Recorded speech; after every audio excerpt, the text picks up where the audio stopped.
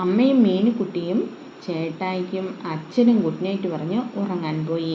മീനുക്കുട്ടി അമ്മേനോട് പറഞ്ഞു, അമ്മേ ഒരു കഥ പറഞ്ഞതാ. ഓക്കെ മീനുക്കുട്ടി, അമ്മ പറഞ്ഞു തരാലോ.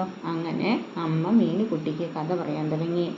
അമ്മ പറഞ്ഞു, ഒരിക്കലൊരു കാട്ടിൽ 5 കൂട്ടുകാരും എല്ലാ ദിവസവും കാട്ടിലെ മാവിൻ ചുവട്ടിൽ ഒത്തുകൂടാറുണ്ടായിരുന്നു. ഒരു ദിവസം പതിവ് പോലെ എല്ലാവരും ഒത്തുകൂടി ഒരു വൈകുന്നേരം.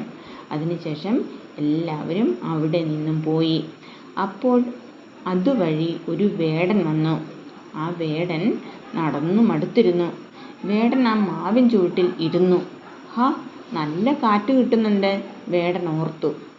അപ്പോൾ മാവിൻ മുകളിൽ നിന്നും മാമ്പഴം താഴെ വീഴുന്നുണ്ട് ഇടയ്ക്കിടയ്ക്ക്.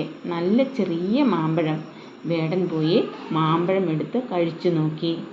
നല്ല പുളിയുമുണ്ട്, എന്നാൽ മധുരവുമുണ്ട്. മാമ്പഴ പുളിശ്ശേരി വെക്കാൻ നല്ല മാമ്പഴം, വേടൻ ഓർത്തു. അങ്ങനെ ഇരിക്കുമ്പോൾ വേടന് തോന്നി, നല്ല പടർന്നു പന്തലിച്ച മാവിൻ ചുവട്ടിൽ മൃഗങ്ങൾ വരാറുണ്ടെന്ന്. വേടൻ അവിടെ വല വിരിച്ചു. വേടൻ അവിടെ നിന്നും മാറിയിരുന്ന് അങ്ങനെ ഉറങ്ങിപ്പോയി. അതുവഴി വന്ന മാൻകുട്ടി ആ വലയിൽപ്പെട്ടു. മാവിൻ മുകളിൽ മാമ്പഴം തിന്നുകൊണ്ടിരുന്ന കാക്കച്ചേട്ടൻ ഇതെല്ലാം കാണുന്നുണ്ടായിരുന്നു. കാക്കച്ചേട്ടൻ ഓർത്തു, മാൻകുട്ടി അപകടത്തിൽ പെട്ടിരിക്കുന്നു, എങ്ങനെ രക്ഷപ്പെടുത്താം? കാക്കച്ചേട്ടൻ അവിടെ ഇരുന്നും കരഞ്ഞു. കാക്കച്ചേട്ടൻ്റെ കരച്ചിൽ കേട്ട് എലി ആൻറ്റി വേഗം തന്നെ മാളത്തിൽ നിന്നും പുറത്തു വന്നു. അവിടെ നിന്നും നോക്കുമ്പോൾ എലി ആൻറ്റി കണ്ടു, മാൻകുട്ടി വലയിൽ അകപ്പെട്ടിരിക്കുന്നു. എങ്ങനെ രക്ഷപ്പെടുത്തണം?